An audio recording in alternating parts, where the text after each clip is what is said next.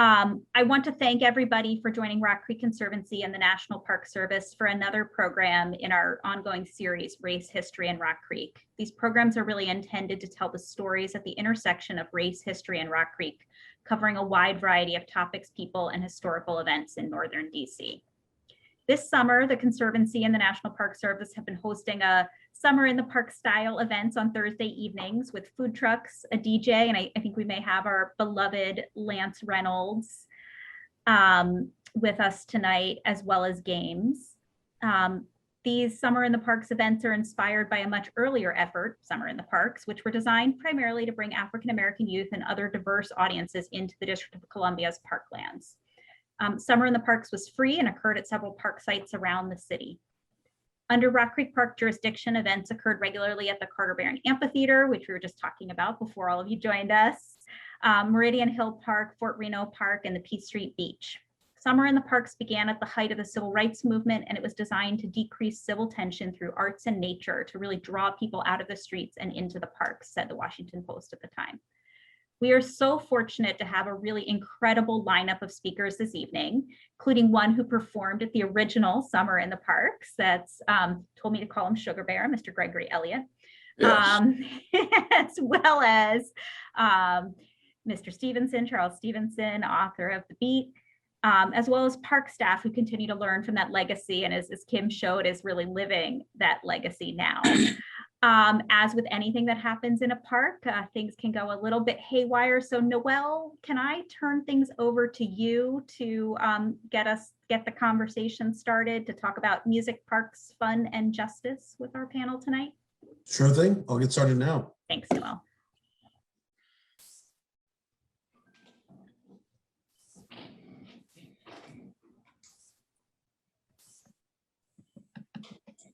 Good afternoon, everyone. I've got a presentation I'm just going to run through.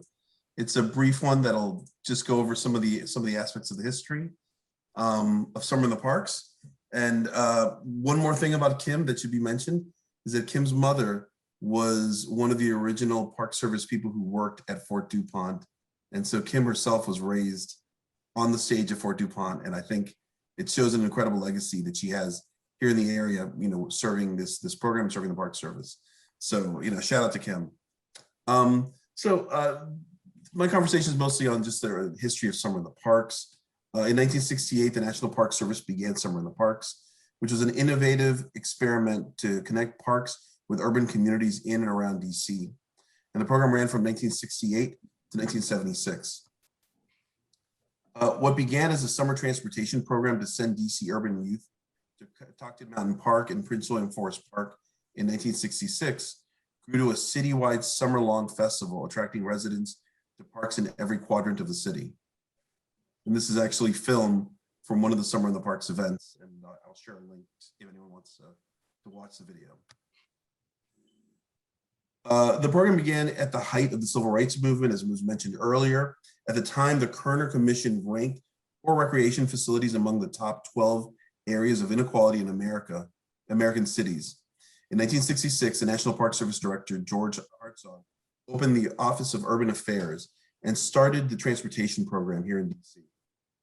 Hartzog secured more funding for the summer 1968 program and recruited industrial designer Russell Wright to craft a more robust offering. Russell Wright spent a week in DC touring all the parks and talking to DC residents to develop his initial idea of what Summer in the Parks is going to look like.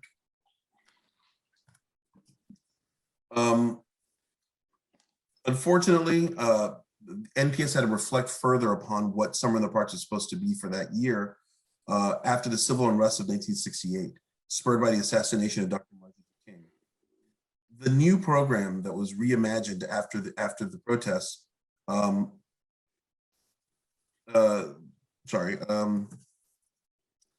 resulting new program's mission began to expand to promote fuller use of urban parks and greater participation by young people. Summer in the Parks, with this sort of new programming, had three main major types of programming that they were focusing on.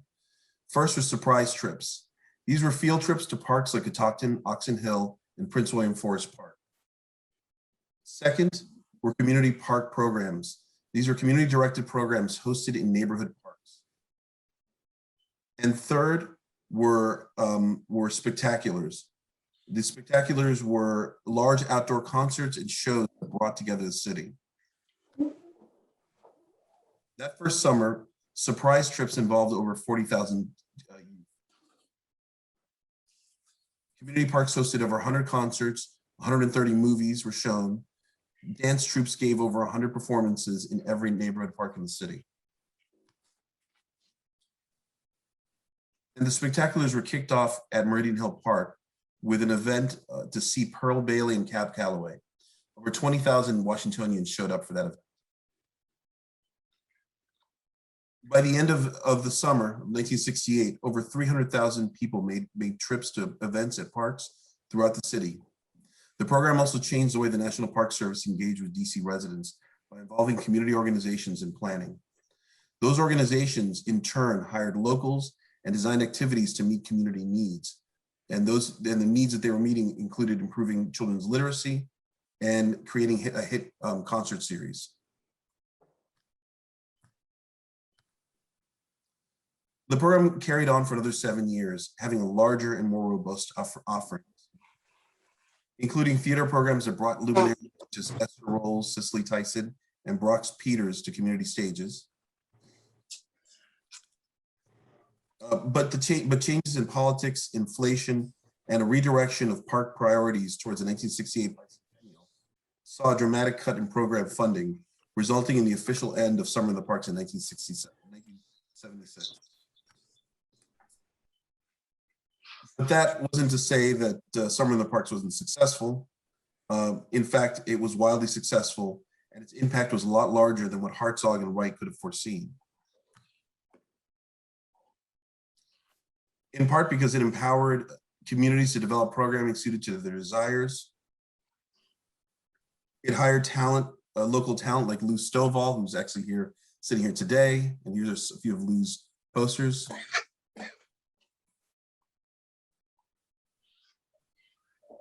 And it also began traditions that we still have going on till 2021. And these traditions later carried on to greater participation of youth in artistic programming that developed a quote from Sugar Bear, where he said, "There would be no go-go if not for the showmobile, Summer in the Parks, and the good times all over Southeast DC." And even carried on to longer programming with groups that used our parks in a DIY way and developed their own musical styles as well. And normally here I have some sort of pithy thing to say about Summer in the Parks and the history, but the reality is I've got Sugar Bear sitting here with me, so I'd rather have him talk about what his legacy of Summer in the Parks is with him than for me to prattle on something that I'm not as knowledgeable to speak on this as him. So. Mr. Sugar Bear, will you talk to us a little bit about Summer in the Park? Yeah, that's definitely part of our history. We was in high school, and we got a chance. That was our summer job. Actually, that was our summer job, and we played all over the city, man. It was amazing. Each ward we had like. Sometimes twice a week we would perform, on the showmobile stage in various parts of the city. And that helped us, EU name become very large around the metropolitan area because of some of the parks. I must admit that. And we gave them a good performance, and most places that we went around the city, they always asked for encores because we did a great job, and that was what's happening. So I loved it, and I'll never forget it as long as I live. But it's definitely a part of our culture, definitely part of EU's history. I will say that. And Charles, something I want to ask you, could you talk to me a little bit about how you guys won the Battle of the Bands? Oh, we could play, man. We could play. For young boys, we was like 14, 15, 16 years old. I think the oldest one at that time might have been 17. But we could play. We could really play. And that's why we won a lot of stuff. Not bragging, but, God was for us. So, nobody could be against us. Yeah. And did you guys win Battle of Bands at the Summer in the Park Anacostia Park event? Was that the one that the big one? All over the city, all over the city. Wherever we went, we were the crowd favorite. Period. That was hands down. And after we started doing it, then of course, all the other bands started doing it. So I'm great to be a part of that. That's part of our legacy. And any real artist in the city, if they didn't do some of the parks, you never knew them. Exactly. Exactly. That's real talk. Real talk. What was your next question? Well, I'm back now. Thanks for your cooperation and your patience. I had some technical difficulties. Kym Elder back. As I noted, I'm live here at an undisclosed location filming the 49th annual Fort DuPont Park summer event series this year. And so just wanted to just make sure I was back on track. Not sure where we were left off. I know we had some introductions to do, and I'm sure my colleague Noel was able to help out with that. But I wanted to just continue on with some of these great questions that we had, or I want to hear from our facilitators. Are we a couple of introductions? Were we able to get those introductions in?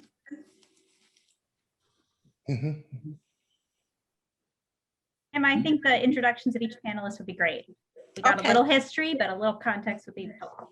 No problem. So again, thank you all so much. We are honored this evening to have three great panelists with us to talk about the history and impact of summer in the parks, specifically here in Washington, D.C. And so our first speaker is Mr. Charles Stephenson. As I was noting, Mr. Stephenson is a native of Mount Vernon, New York. And in 1968, he served as a co-founder for the Black Liberty Through Black Unity, where he worked with various cultural groups as a mechanism to draw support for community concerns. In 1970, he moved to Washington, D.C. and continued his community work, which led him to found and manage the Experience Unlimited Band, also known as EU. For over 25 years, Mr. Stephenson has been identified with the evolution of go-go music in Washington, D.C. Thank you, Mr. Stephenson. In July 2001, the Billboard book released his first book, The Beat, Go-Go's Fusion of Funk and Hip Hop. The book, which is co-authored by Kip Linnell, is the only book available that explores the history and popularity of another often ignored music style. And Mr. Stephenson is going to tell us a little bit about his second book that he's got right now. Our second speaker is Mr. Noel López. Noel is a colleague of mine with the National Park Service, and he serves as our cultural anthropologist with the National Park Service's National Capital Region. Noel grew up and lived throughout DC, Maryland, and Virginia. A former Baltimore City public school teacher, Noel holds a BA from the University of Maryland, Baltimore County, an MLA from Johns Hopkins, and he's currently a PhD candidate at George Mason University, where he's writing his dissertation on the political unity stuck between the white Appalachians and the Black Panthers during the 1960s and 70s. And of course, our featured and special guest tonight is Mr. Gregory Sugar Bear Elliott. Sugar Bear is a bassist and a lead vocalist for Experience Unlimited Go-Go Band that was formed in the 1970s. Over the years, as Mr. Sugar Bear just noted, the band's music has been featured in movies such as Spike Lee's School Days and much, much more, and even nominated for a Grammy for Best R&B Performance by a duo or group with vocals in 1989. They're still DC's favorite.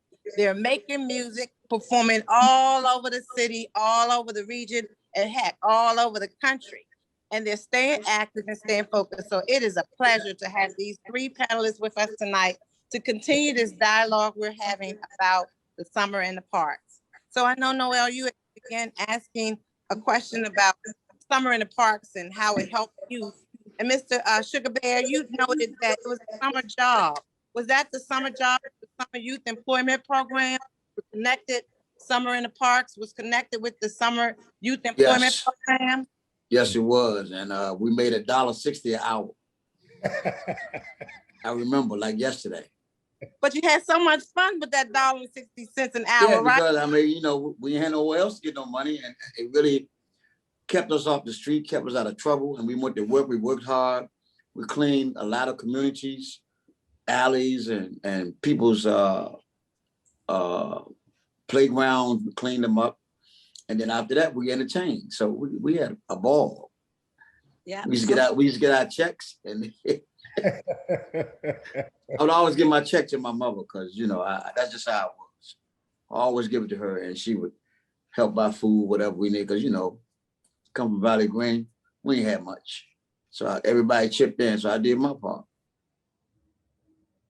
And some in the parks and the Department of Recreation definitely helped. Yes, and even today, the National Park Service still partner with the Summer Youth Employment Program. So that's really great news to hear that you got an opportunity to make a little money while playing some music too. So that was great. So Mr. Stephenson, in terms of the summer in the parks, helping the youth, and you were right there founding the EU and working with all these young men at that time, did you find that there was lots of tension in the area due to the unrest and you know, we were just fresh off the assassination of Dr. Martin Luther King. What was the time like during that time? Well, actually, I got here in 1970, and the atmosphere when I got to Washington, it was pretty, as we would say back then, it was pretty cool.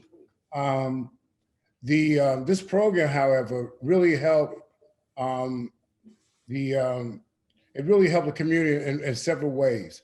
Like Sugar Bear said, it gave them something to do. But one thing he didn't say in terms of discipline and what it taught the band in terms of being to your gig on time, conducting yourself a certain kind of way, between Raymond Gray, who ran the showmobile or some of the parks for Washington, D.C., and the partnership that it had with the National Park Service, it really made that band better. After the summer, they not only played better, but they were more professional because of their relationship with the Summer in the Parks. But again, I think that the Summer in the Parks really helped the mood in Washington, D.C. in 1970, 1971. Although it was only like 4 years after the murder of Dr. King, because of this program, and I think the spirit in which it was developed, it really helped Washington, D.C. in a lot of different ways. Yeah, there was definitely a connection with Washington, D.C. and the whole Summer in the Youth Program and then the Summer in the Parks. So, so I want to continue on with some of those questions. So, did it take time, Mr. Stephenson, for the concerts to gain traction, to get the notoriety that this was going on in the city? Did it take some time, or it was just a word of mouth sort of experience? Well, let me tell you something. And Bear, I thought about this the other day. The showmobile would roll up into a community, and obviously in the parking lot or the playground, when they rolled up, nobody would be there. By the time they put all the speakers and the band got set up, there were like hundreds of people right in that facility. By the time Sugar Bear and them started playing, and Sugar Bear, I'm trying not to exaggerate, but there were like hundreds of people, and we don't know where they came from. They were just coming, right? Remember that, Bear? Yeah. And by the time they finished, it was like a mini concert. I mean, so yes, it brought a lot of people together, and we really had no real problems, I remember, although Sugar Bear wouldn't allow that anyway, but it was just a lot of fun. It was a lot of fun. I think at that point in time is what the community needed. They needed to come together and utilizing in the parks and the playgrounds around the city in a constructive way really helped to allay any kind of fears, any kind of concerns that we had in the city during that period. Yep. Can you recall some of the other bands that may have played? Were there any national acts that ever showed up? I know here at Fort DuPont, we had lots and lots of national performances as well, but throughout the city, because you know that you all played in just about every single ward. Any notable remembrance that you have of those days, Mr. Sugar Bear? Well, you know, when we played, we was always the main attraction. I mean, they had, of course, Chuck Brown and Soul Searchers, Rare Essence at the time, The Shadows, 100 Years Time, Aggression, Brute. Wait. Red Essence came way later. Yeah, I'm just saying, you know, Okay, this is okay. off the top of my head. I mean, Okay. I'll just put it in perspective. By the time Red Essence came, you know, it was. Anyway, go ahead. Yeah. So it was a lot of groups, but I don't even know half the name of it by now. Okay, so primarily go-go? But wasn't no major artists such as Earth, Wind & Fire, Man Drill, nothing like that came Something like that. that I know of. And Kym, during that period, we didn't call ourselves go-go bands. This is before we were just. We were band, EU band, Experience Unlimited. Yeah, Experience Unlimited. This was before we were dubbed go-go bands. That came. Okay. Yeah. All right. Mhm. So Noel, could you speak to some of the news, the news coverage that you have and some of the reports that you have, or what was the environment like? You know, the Park Service had introduced this, Department of Interior introduced. What was the environment like at that time? And that's to Noel. This question's to Noel. That's a very good question. I think that at the time there was some level of just trying anything to see what works. And in the news coverage in 1968 was extremely positive. Overall, everyone thought it was a great idea. Everyone loved the direction the parks were doing and sort of bringing people in.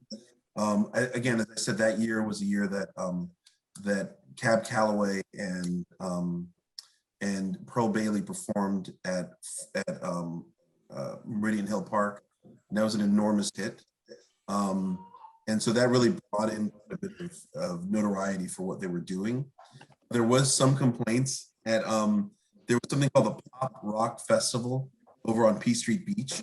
And the residents of Georgetown felt that there was way too much noise going on. So they complained. They wanted the sound to be turned off, and they thought it was going on for too late and too long. But overall, there was very little negativity about it in the press. And then later on, of course, people were sorry about that. Later on, people were a lot more positive overall. I'm sorry. Later on, people were understood what was happening. Even the people in Georgetown felt more positivity towards it. Some of the national bands did come because, as I said, it was split up between local bands playing at local parks, and then there were some large bands playing at or nationally known bands. We did have Stevie Wonder and Gladys Knight and the Pips perform the 1968. And then later on, there were Earth, Wind & Fire at Carter Barron. I think in '69, Smokey Robinson performed at Carter Barron as part of it. The list of musical performances and Carter Barron and at Fort DuPont were pretty extensive. And I think that there was a program at Anacostia Park where they would have they called it art tents, and they had musicians come out and work with youth to learn how to play instruments. So I think the community itself, I think that there was an overall positivity about what was going on. Nationally, the good thing about it was that a lot of the Pat Nixon and her daughters all sort of latched onto the Summer in the Parks program as something that they could work with. And so they got really involved nationally. And so there was a lot of positive attention over it overall. It wasn't until I think there was a stabbing that occurred during a Human Kindness Day event on the National Mall that people started talking negatively about the Summer in the Parks program and music in parks overall. But really for almost 7 years, 7 of the 8 years, there was very little negative things to say about the program. And I'm really happy just to hear some of the recollections as we are again right now in the 49th year for DuPont, 49 years of concerts for DuPont as a derivative of the Summer in the Parks. And we're looking to go into the 50th anniversary and celebrating that, and bringing back some names that I can fondly remember Stephanie Mills performing in Fort DuPont Park, and Al Jarreau, and of course Roy Ayers, who's a favorite of Fort DuPont Park. So we did in fact have the national acts grace the stages here in Washington, D.C., throughout Washington, D.C., specifically in Fort DuPont Park. And I do recall, again, lots and lots of, as Ms. Stevens has reminded me, it wasn't called go-go then, it was just the bands, the Battle of the Bands, from Kenilworth Park to Anacostia Park, up to Malcolm X, which we now know as Meridian Hill. But all these places were just great opportunities for the youth in DC to just get engaged. And I do remember even some of the workshops that they would hold in those days. So just kind of thinking of that and the environment. And I'm sure, Sugar Bear, you would say this is an experience, you've already noted, it's an experience that helped shape and mold you. What would you think of how it impacted the community? What would you say the impact was on the community? It was the glue, because it brought everybody out. It brought all types of family festive environment. It was a great place to come out and enjoy live music. And I think it was like from my experience, it was a prototype for those type of events, concerts and stuff like that in parks. So I saw that develop, you know, at a very young age. And that was you start seeing a lot of families coming out. I'm talking about grandmothers, children's coming out. And it was big, it was really big. And everywhere we went around the city, every ward, it was bigger and bigger.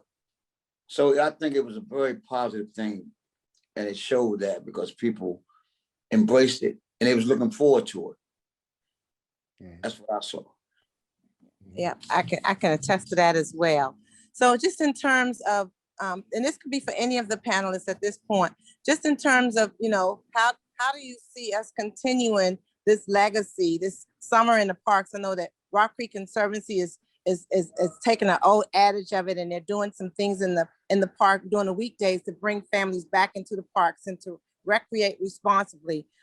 We sort of put a different twist on it, but it's still the same concept of bringing families to parks. Speaking of families, you know, for generations, Washington, D.C. families can talk about Rock Creek Park and Carter Barron and Fort DuPont and Anacostia Park. Yeah, I mean, families, at DuPont, we're seeing great grandmothers now bringing their grandchildren to the park for events at Fort DuPont, because as you just noted, it's the glue that holds the community together. Even now, almost 40, 50 years later, summer in the parks is still what's keeping these families together and just traditions of families coming together. Anyone have anything else they wanted to speak to that, Noel, in regards to how this legacy, this tradition continues on and keeps continuing to help families promote togetherness and not just in their community, but traveling up to Carter Barron, traveling up to Fort Reno for concerts. There were no boundaries for this legacy. Well, anyone else want to speak to that? No, I think I'll just jump in real quick and say, I think one of the more important parts of Summer in the Parks is the idea that it was meant to expand who saw themselves as being able to access a park. You know, just because you live next to a park, doesn't mean that you feel, you know, confident in going there or welcomed. And I think that the important parts of Summer in the Parks concept of developing programming specifically attuned to the needs of the neighborhood and community. And that sort of removed, you know, the park and park rangers went directly to community members and worked with them to develop what the programming should look like for their park. And one of the things I think that that Mr. Stephenson and Sugar Bear can speak to is the overall change that happened in DC. You know, we're talking about a period of time when there's a lot of change from predominantly white population in DC to white flight happening in a growth of African-American political class of African-Americans in DC, taking over in like the arts, in music, in politics. And one of the things that I think the Park Service, I don't know if it was on purpose or by accident, but one of the things the Park Service was able to do was to tap into this political growth, this power that was happening, and really start changing the type of programming that was going on. And so, you speak on all those parks, I think of Meridian Hill and the Malcolm X Park and the drumming that's happening there, that's been happening there forever. It was sort of giving support and credence to those sorts of activities that would have normally been seen as like something that should be done somewhere else. Mm-hmm. And then on top of that, I think that once we open the gates to letting everyone into all of our parks and showing people what the parks are and giving them access to it, people started claiming parks as their own. People started going to, a park and, and identifying with these places. And we see, over time that, as you were saying, you have great grandmas bringing their grandbabies to a place like Fort DuPont. You have families who've been going to, the creek at Rock Creek Park with their families, to have cookouts, and they've been doing it for generation upon generation now. So, I think that opening yourself up and opening a park up to the community, and then letting the community see themselves in the programming, allowed for a radical shift in who identified with those parks. And I think that was, clearly, I'm on the side of thinking that it's for the better, especially when you think about like the art and the music, everything that was produced that came out of letting people just freely express themselves. So Noel, can I jump in? This is Charles. You certainly can. Yeah, I want to piggyback on what Noel was saying, because right now I see there are two different events. You have your commercial concerts at Fort DuPont and Carter Barron, and then you had what started to emerge as really community events when we're doing Malcolm X Day or the Summer Hut, which compared to what was doing. And I think at one point in time, Noel and Kym, we had a real good partnership with the National Park Service. Malcolm X Day, a lot of people don't realize this, one of the first Malcolm X Days was sponsored right there on Mississippi Avenue, the Oxen Run Park there, that you guys operate. Yep. Okay. Then the second or third Malcolm X Day was at the Frederick Douglass home, which you guys operate, correct? Correct. And then we got bigger and bigger, and we had to go to Anacostia Park. So there had to be a partnership between the city, the National Park Service, and the community-based organizations in order to make that happen. And it happened. I mean, I think we brought out thousands and thousands of people. Now, because of budget cuts and what have you that came down, it became increasingly difficult for us to continue what we were doing at Anacostia Park. And I want to be an advocate for, hopefully we can get back to that, where the community could really begin to utilize some of the parks for, nonprofit activities, activities that really benefit the community at large. I think that was really, really good. The kind of partnership and cooperation we had in the 80s. I mean, I say this, and I say this proudly, and the Park Service, they probably don't know it, but I think the rise and the respect that Malcolm X got was because of the work that we did in Anacostia Park. And the National Park Service was complicit. You were our partners. You made that happen. So then the movie, and then all the other attention to Malcolm X, and then people becoming more concerned about how they could be more positive and beneficial in their community. And I think it came out of what we were doing. I think what we did in Anacostia Park had a lot to do with the the rise of Malcolm X's legacy, because our event was sponsored for everybody, and Experience Unlimited was the, they were a Pied Piper. People came to see them, but at the same time, they had to hear Jesse Jackson, they had to hear Dick Gregory, they had to learn about, we had an African village there, they had to learn about, the positives of Africa, and it was just a great event. But again, it couldn't have happened if we didn't have the cooperation and the partnership with the Park Service. So I just want to put that on the record.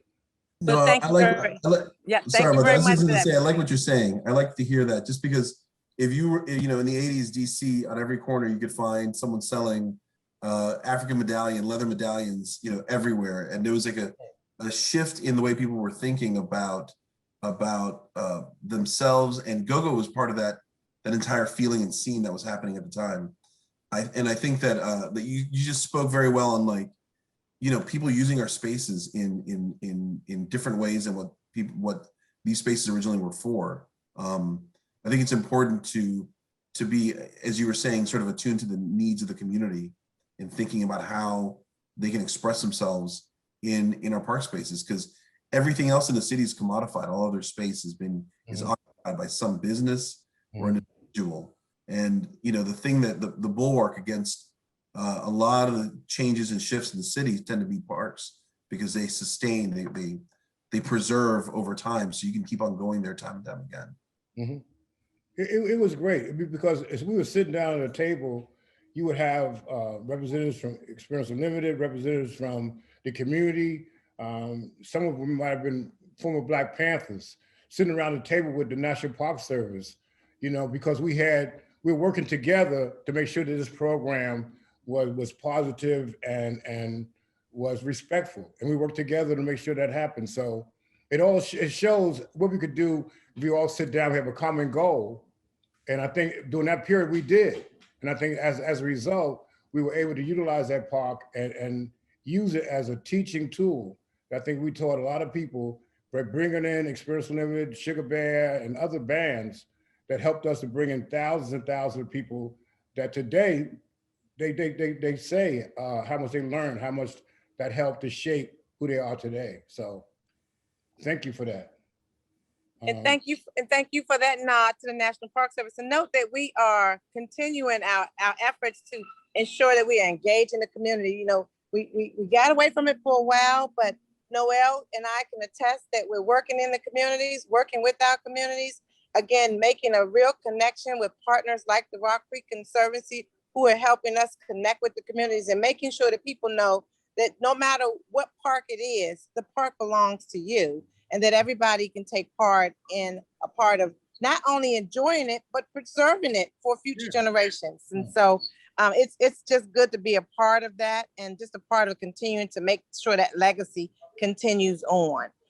So I know we have a couple of questions in the chat box, and while we're not quite there, we're going to get to those questions. I did want to just pose just another question to all three of you all in terms of, you know, how we can continue to ensure that the legacy of summer in the parks.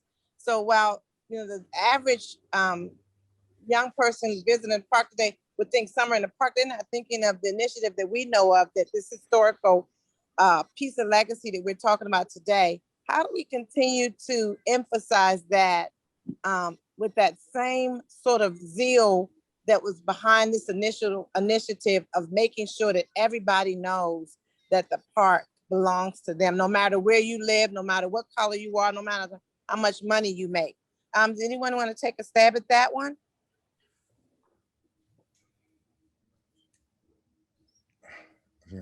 Was it too loaded? Was it too loaded? No, it's not loaded. It's that, like, it's a lot of different programs that that has to be reinstituted.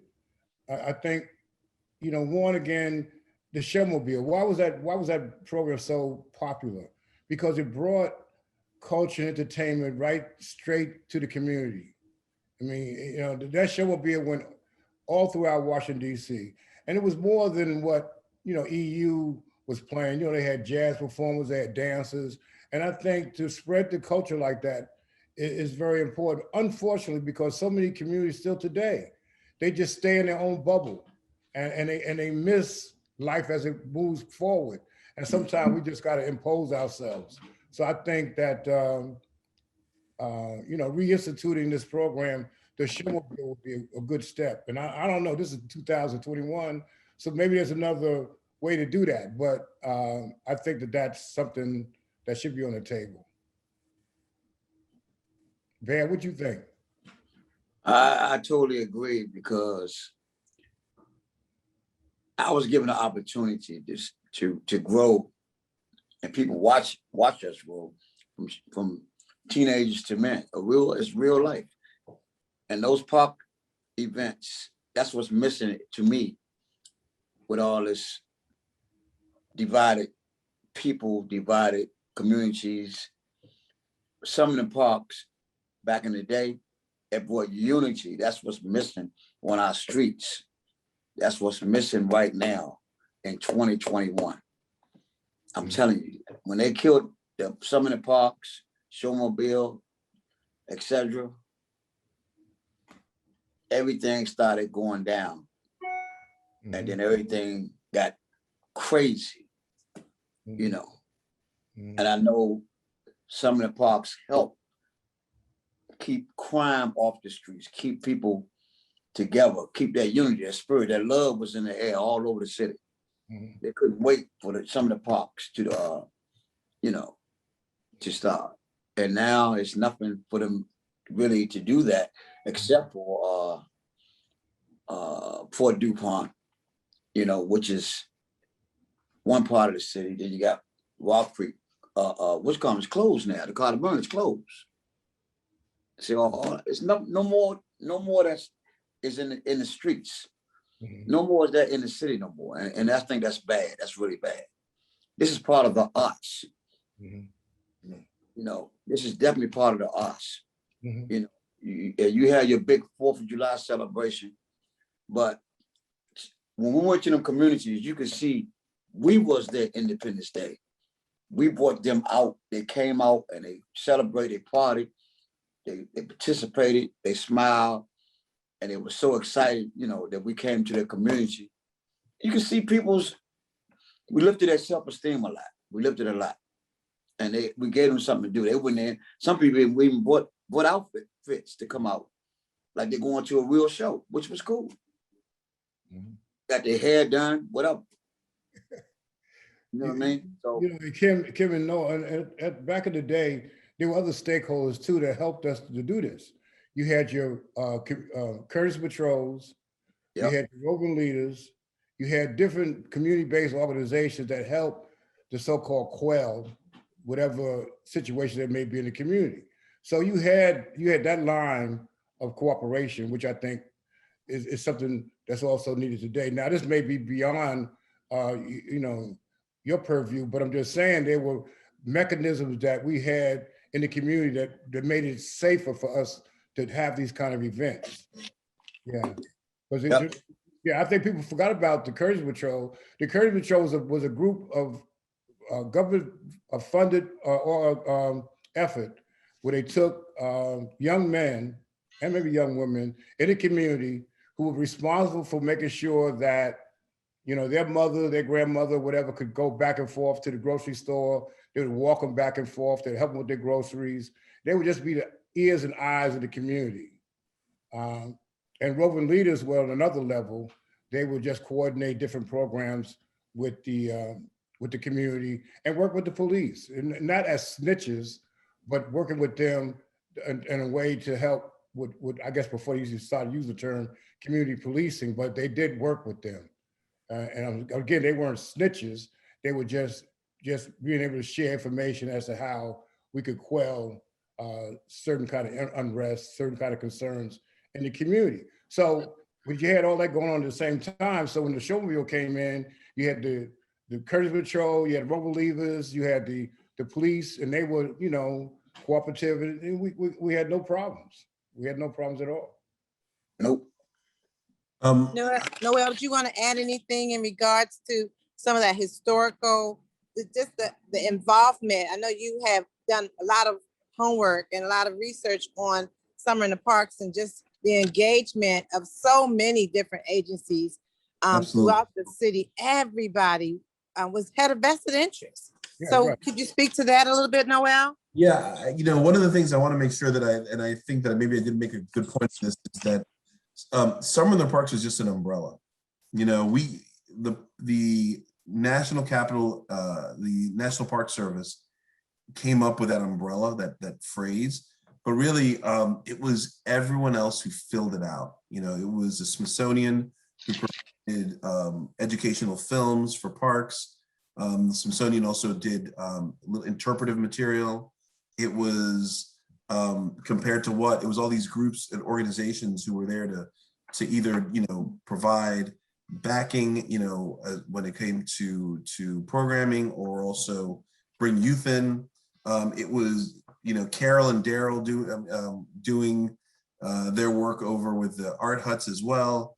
It was reading is fundamental, having readathons and reading and giving away books at parks.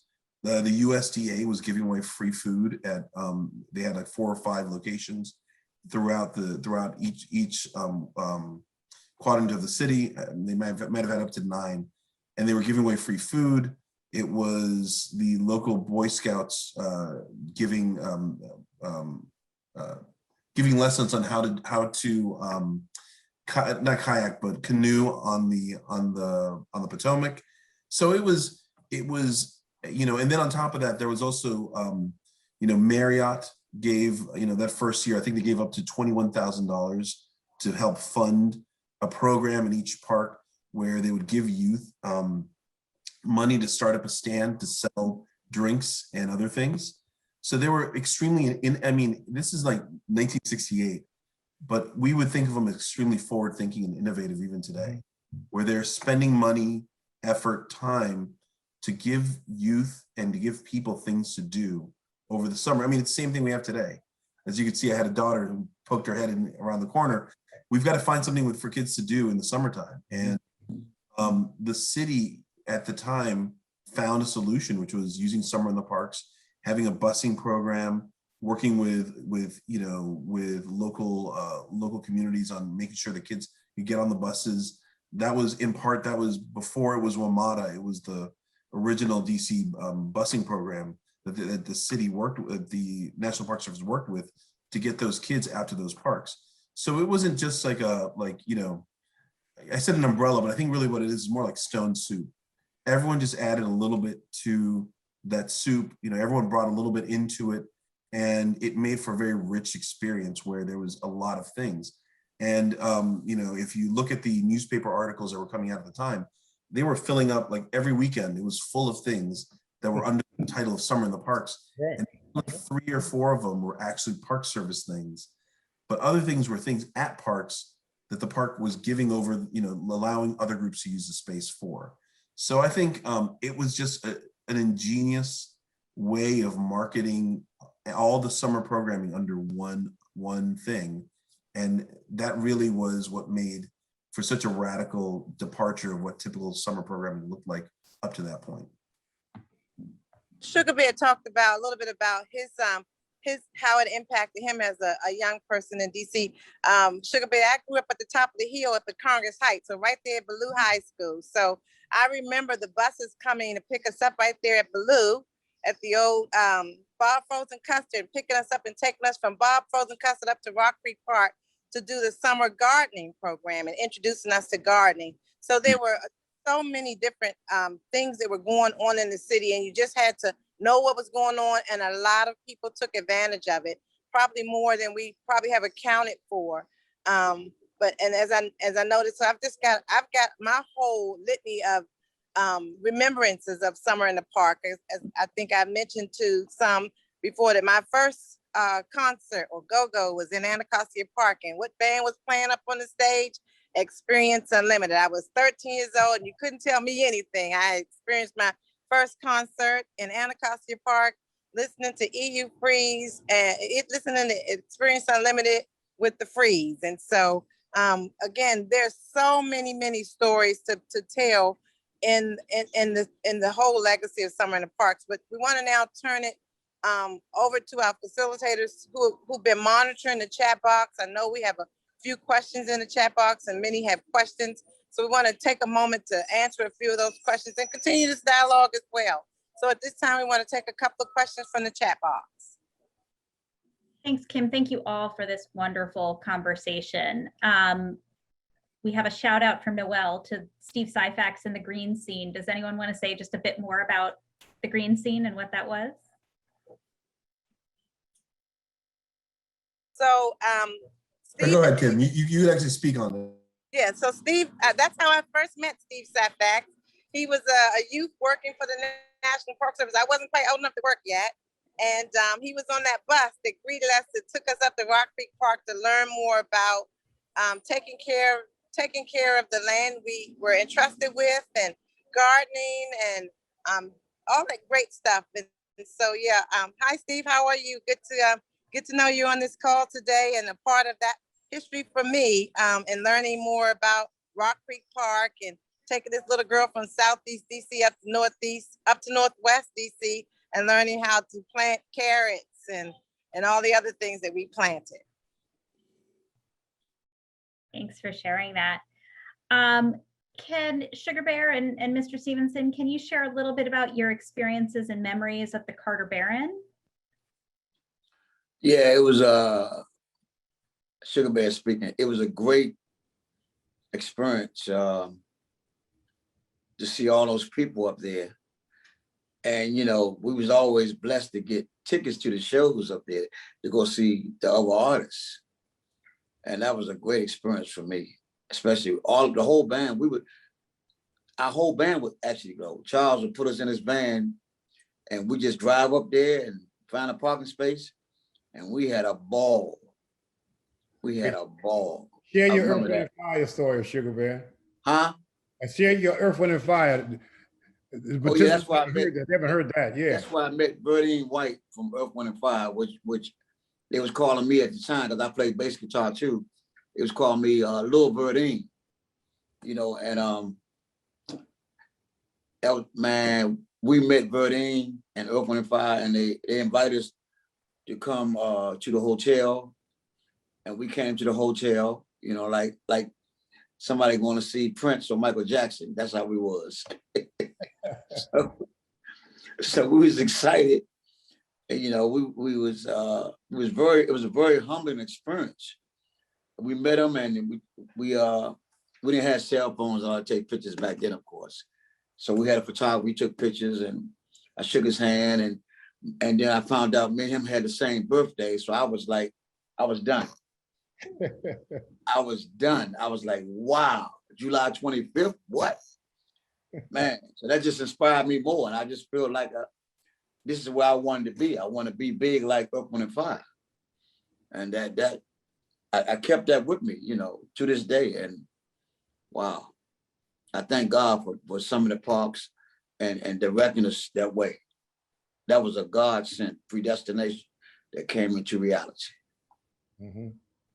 Yeah, and just to parrot off of that, I mean, the shows at the Carter Barron, they were a great instrument for me, you know, working with the band at the time as their manager, and being able to have some good examples of where they could go if they were serious and continued to pursue their music, and which they did. And so without the Carter Barron and having some good examples, it would have been more and more difficult. But you saw how, you know, Sugar Bear reacted. I mean, so the Carter Barron ended up being that catalyst, that inspiration that he needed to move forward. So that was great. That was great. Inspiration, definitely. Yeah.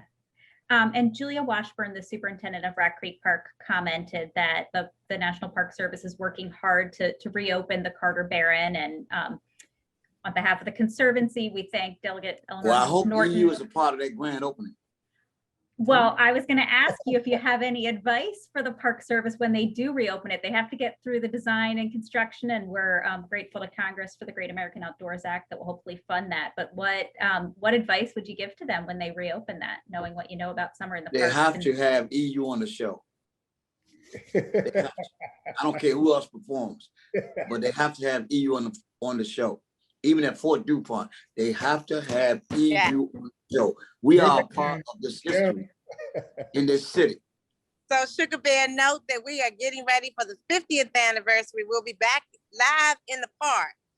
Won't be virtual. We want to make sure that we have Experience Unlimited on the stage for that 50th anniversary of Fort DuPont Park. We can talk about that later, but we're definitely going to make that happen. Well, I'm glad this is a recording because I have you on film saying this.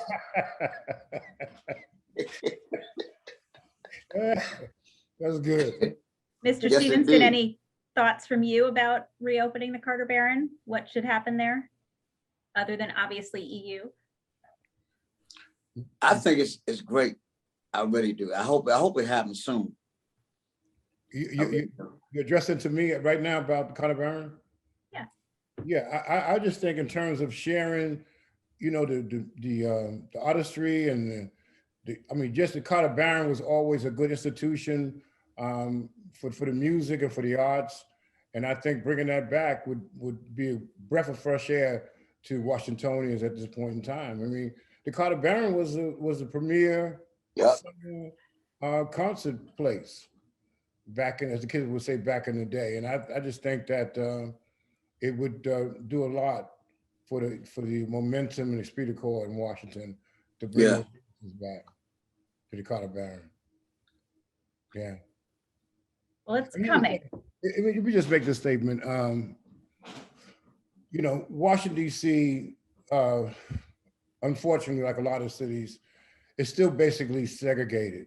And really the only time that we really mix is at concerts and at sporting events. And I think that it's incumbent upon us to continue to work as we can to bring these communities together, who for a lot of different reasons, de facto remain segregated. But I think it's upon us to work to bring these communities together. And I think that your music and arts and again, sports is really a catalyst in doing that. And we can get back to, you know, nurturing the whole community, particularly now. I mean, particularly now, because we're one, but you wouldn't know it. I mean, particularly like some of my good friends say, you know, you could judge America by what happens on Sunday. You know, what happens on Sunday is, you know, all the churches are filled with people of like minds and like skin tones. So I think we got to work hard to get past all of that. So, yeah, I think again, the Carter Barron, Fort DuPont, whatever else we could do in the parks to make them accessible to bringing all our citizens in would be a great step. Julia, again, the superintendent of Rock Creek Park, said they're in the process of doing the design right now to renovate the whole Carter Barron complex. Julia, do you want to add anything else about your plans or the work happening on the Carter Barron?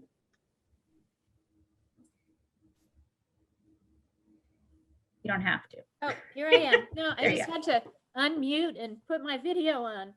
Well, thanks for giving me a shot at saying something.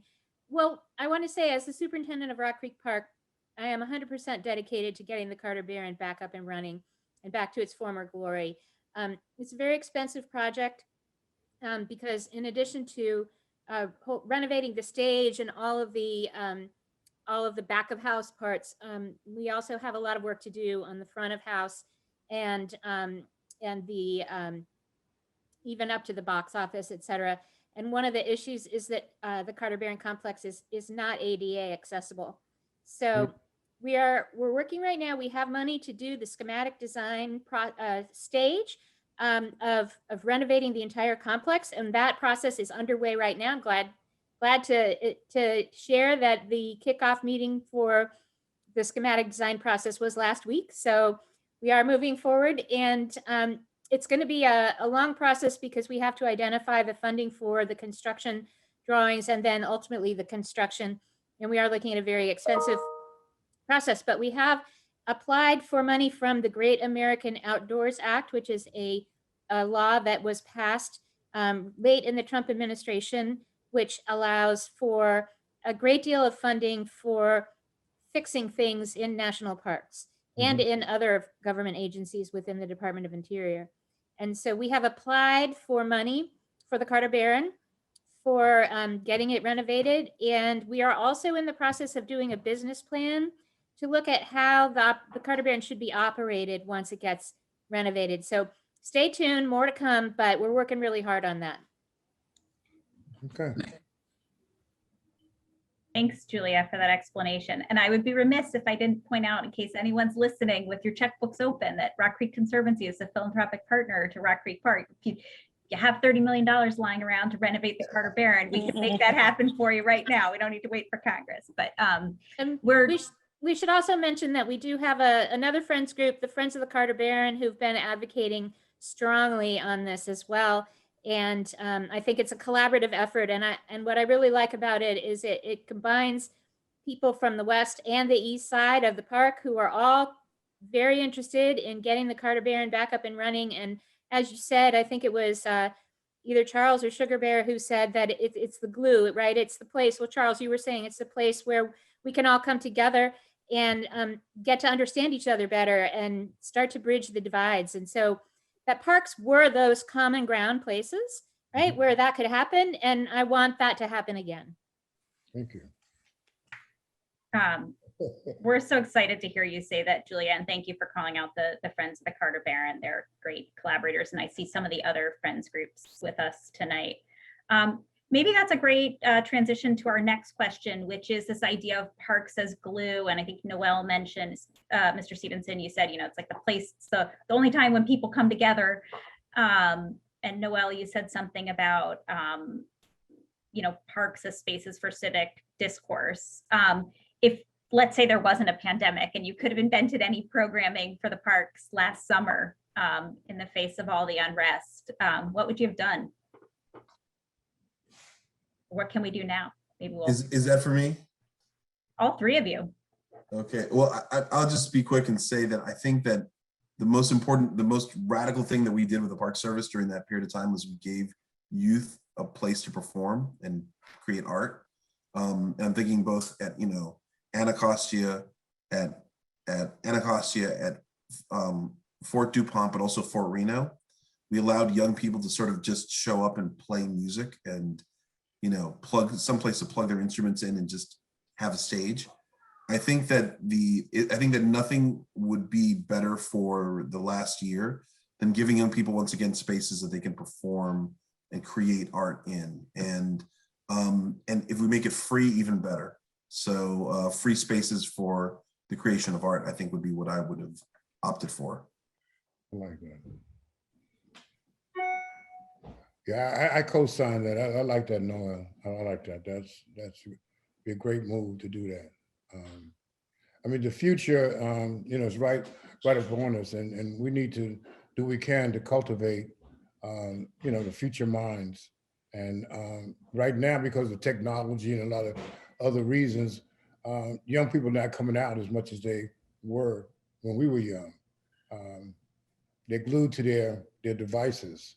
And so we got to work a little harder to get them to come out and to enjoy, the wide open spaces, So, yeah. And the notion that, the parks belong to everybody. I think, unfortunately, in Washington, D.C., Washington, D.C. as an entity does not have that many open spaces. So we have to work closer with you guys and advocating to open these parks up, because that's it. I mean, Washington, D.C. doesn't have that much open space. So, I mean, you really have to be a friendly partner working with us to open these spaces up, so everyone in the city feels ownership when it comes to the parks. They don't feel that foreign when they step into any of the park space. They should not feel foreign. So that's my 2 cents. You're here. Sugar Bear, do you want to take that question too? No, I agree with everybody. We need it. I'm down with it. So let's go get it. I want to say, can I say that? My hat goes off to all of you, because I think this is a real progressive step, opening yourself up, to listen, to understand, and to be, again, a force for what's right. And so over the years, because of budget priorities and whatever, I think we closed down a lot of access. And I'm getting the feeling that this group, you guys are advocating to open things up. And I think that I salute you for that. I think that's necessary. So thank you. Yeah, especially in today's time. Yeah. Goodness, yes. Maybe I'll add something else to what we should be doing. Maybe we should be hiring on Sugar Bear or Mr. Stevens as to help teach youth how to play music and, have continuity in the musical styles and developments. I think that DC has got its, most cities don't even have a musical style. We have two with go-go and punk. Celebrating that our own local folk music by supporting programming in our parks that will promote youth learning how to play the instruments. And even if they don't play in the same style, just give them an opportunity to learn from someone who has some more experience and then go out and express themselves. Right. Thank you. And most important thing, it's all free. It's free. Yeah. Because of the Park Service. Mm-hmm. Yeah. Any other questions in the chat box? Any other questions? Yeah, we had a question. Somebody mentioned that you brought the showmobile to, or did shows in all 8 wards, and there was a question about where in Ward 5 you performed, or other Summer in the Parks happened. Well, all the wards have changed. Where is Ward 5? We did Brooklyn Park. Right? Sure did. Yeah. Yeah. Uh-huh. Yeah, we did that. Yeah.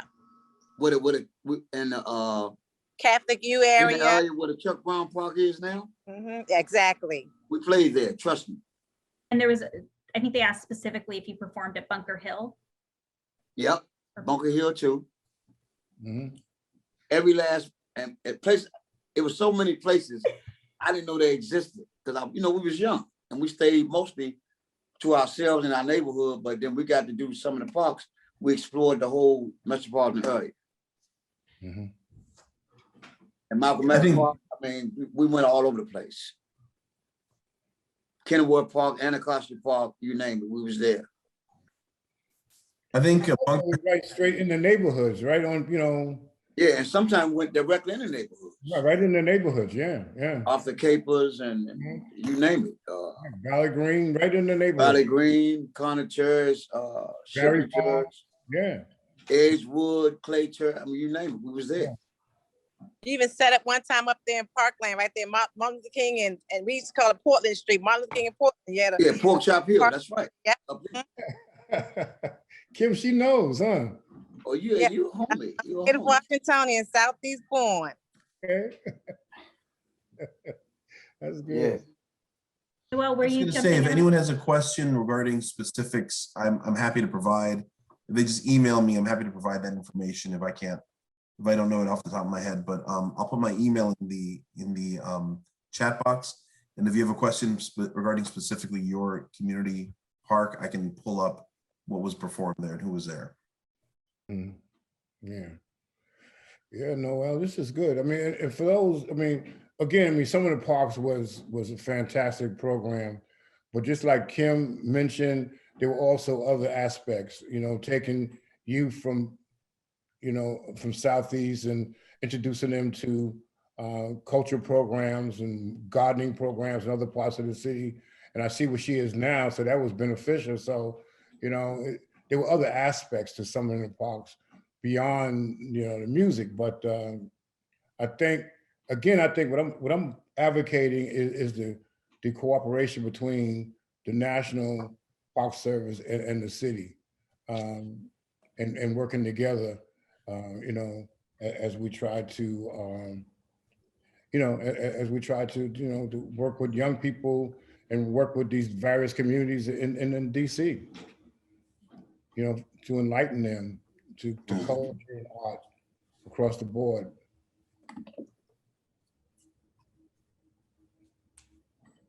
That's fantastic.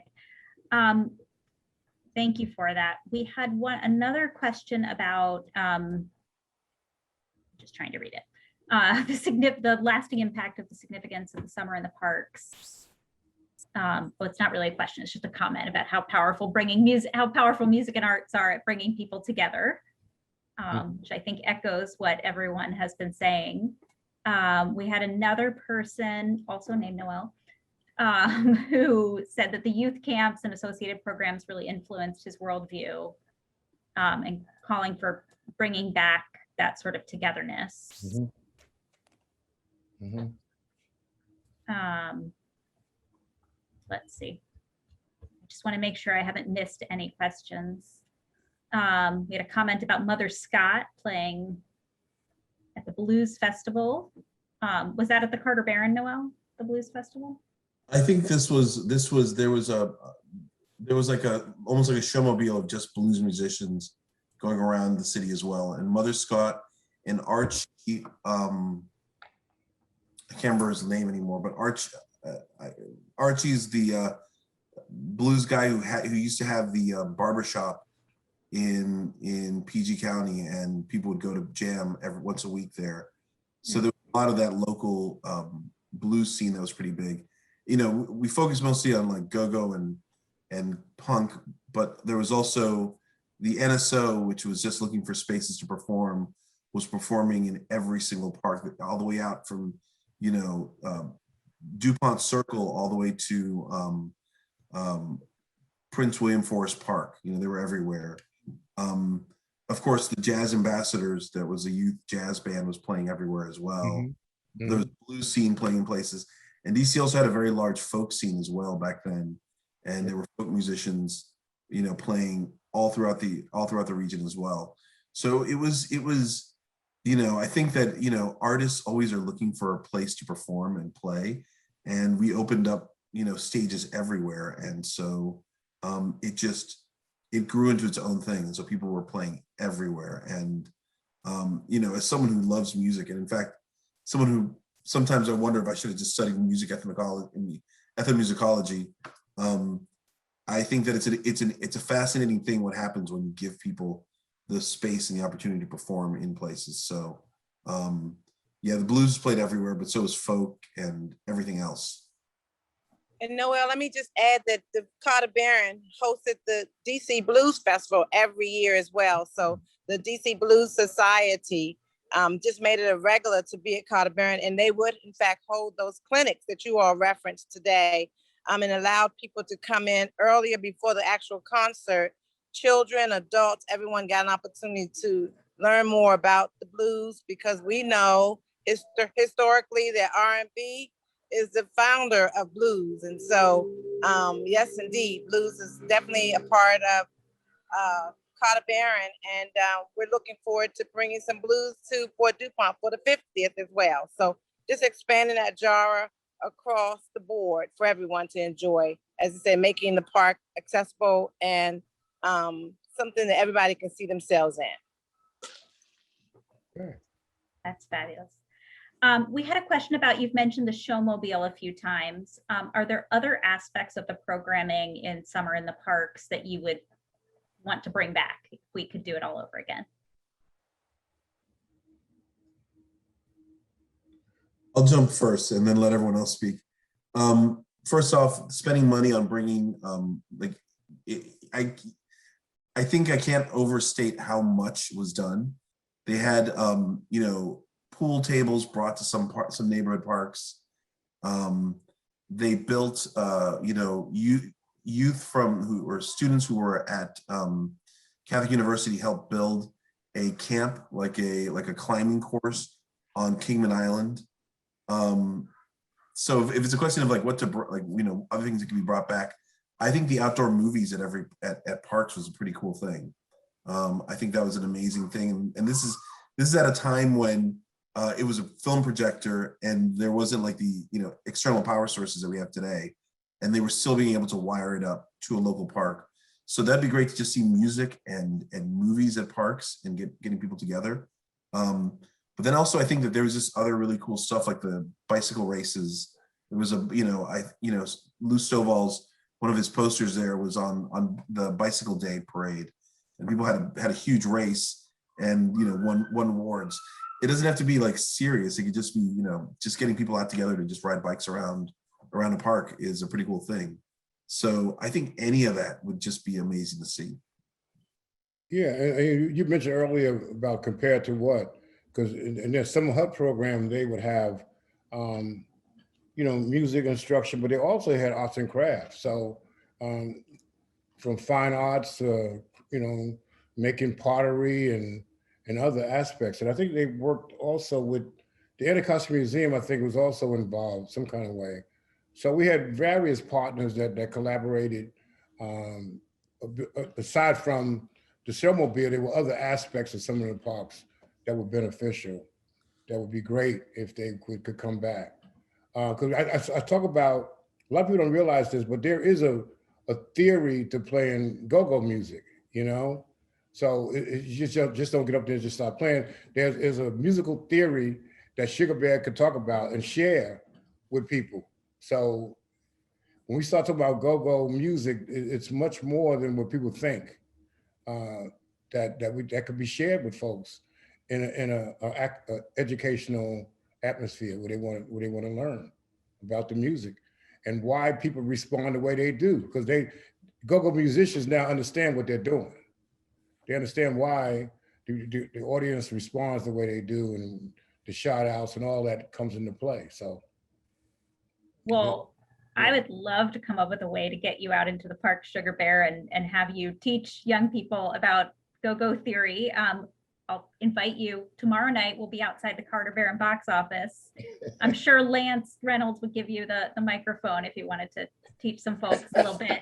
And then we'll be at Fort Circle Parks 5 to 8 every Thursday starting July 8th. But would you like to share just like some highlights of go-go theory with us quickly now? Would you be through what? Highlights of the theory of go-go music? What makes it work so well? You looking at it. That's what it is. The music, I mean, the beats and. Oh yeah, the beats. Yeah, that's yeah, and the chants, call and response. Yeah. I think we the only music in the world that has people that actually participate in our music. It's a big party. That's what I can say, because when you come to see a go-go act like EU, you automatically become part of our family and you are involved in our show. It is no born moments. You are right there. You are treated like a celebrity. You are treated like you would treat me. I treat you the same way. That's what it's all about. And you can really gravitate to what we're doing. And it's a lot of fun. And it's cool. That's what I feel. Yeah. That's what Glenn Close said a couple of weeks ago as well. Well, if you see 74, that's proof right there. She's 74 years old and she did it. See, she participated. And that shocked the whole world saw that. What was the mark you gave her for doing the buck? What was the mark? From 1 to 10, you gave her 8, I think, right? I gave her 8. Yeah. Gave her 8. Okay. I was happy to see that. That really blew my mind. 74 years old. Yeah. So that shows you our culture is friendly. If I could add just something that, I think that would benefit the city and keep the whole legacy of the parks is to continue to engage with the various community organizations, the churches, the schools, the Boys and Girls Club. We're making more of an effort in the National Park Service to engage our partners. Our partners are right here in the community. I think of the success of Union Temple Baptist Church and the Unity Fest that they put on for many, many years. Yeah, we have to go back to those roots of connecting with the community, because that's how it's going to work. And so we are just that much committed at Fort DuPont to working with the communities, working with Ward 7 and Ward 8 council persons and all of the schools in that area, because that's how Fort DuPont continues to survive. Fort DuPont is not going to survive just because the government is going to continue to give some money, but it's going to survive because we're going to continue to engage the community. So I think of events like the Unity Fest that went on for years, very, very successful, simply because a local pastor said, enough is enough with the violence. We're going to bring everybody together. We're going to have music of all sorts. And Sugar Bear, you remember the Unity Fest? It was all up and down King Avenue.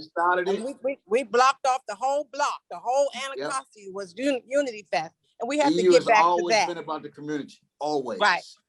So we have to get back to that. So if this little facilitator could add that piece, I'm going to give it back over to the panelists. But that's key to the success of it right there. Just engage in the community. We have to. Sounds like you learned from go-go. That's right. That theory of getting everyone involved. We had another question for Sugar Bear. Maybe this will be our last audience question about how you met your bandmates, Sugar Bear. Was it at school, at church, a rec center, somewhere in the parks? At school. We all, majority of us come from Southeast Washington. So me and the guitar player, Donald Fields and Andre Lucas, we pretty much started out hungry. Trying to get our talent out at Purdue High School. And that's when it all came together. And we was hungry. We were searching. So yeah, the music and the grace of God, it guided us away from all that negativity, street life. And the music was our boys club. We got in there and jam and we could play, like I said. So we just hear songs and we learn them and jam for hours and hours. Just have a good time. Very good. Yeah. Very good. Mm-hmm. That's real talk. Yeah. Well, that sounds like a wonderful way to spend a summer or Yeah. the rest of the year in the spirit of summer. Yeah. We are coming to a close here. It's almost 7. I want to give each of you a chance for any final thoughts before I take us home for the night. Well, I personally want to thank God for this opportunity and y'all inviting us in to reminisce on our past, and hopefully go into the future with this same enthusiasm and just I'm excited for what I'm hearing today, that somebody really cares. Amen. Yeah, I want to parrot what Sugar Bear said, provide a safe place for us to just speak our minds and be open and honest in terms of how we feel. And I applaud you for doing that. And however else that, Sugar Bear and I could be of assistance, just call on us. This is so necessary right now in society, thinking of ways how to bring people together, in avenues that help to nourish them and make them more complete human beings. So thanks so much. Thanks so much. Noel. I just want to give thanks to, Mr. Stephenson, Sugar Bear, Mr. Stovall, all these people who really created the cultural mix that we have in DC today. If it wasn't for them, I probably wouldn't have a job, because some of the parks were the first projects. I'm being honest, some of the parks were the first projects started within the Park Service when I started asking questions about the history and legacy. And also, we've got Amanda on the call as well, who's been another person who's been a proponent of our local culture, local music culture as well. These are important people who, who often don't necessarily get the recognition that they deserve, but really are important people in holding our city together with a sense of self. And of course, park leadership and everyone who works in the different organizations that support these spaces. I think that it's not an exaggeration that it would be a horrible city to imagine if it weren't for the culture that we have here, also for the green spaces that we have to sort of perform and have our culture. So I'm just grateful that none of this stuff is gone yet, and we still have an opportunity to support it more. So I'm glad to see that people come out to support these things. Well, thank you so much. And how you doing, Lou Stovall? I want to say hi to a good friend. Worked with Lou for many, many years. Much respect, Lou. Hope you're doing well.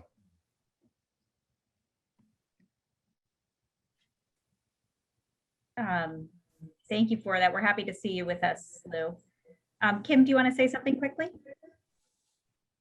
I'd like to just again thank our panelists for joining us this evening. This has been a great discussion, revigorizing me, of course, and I know Jeannie as well, and the entire National Park Service. So we want to thank you all for taking the time this evening to join us and share your experience with us, and again, committing to helping us to recommit to going back to how it started and making sure that we continue that legacy. So again, thank you to each one of you all this evening, and to all the attendees who've joined us as well. Thank you so very much.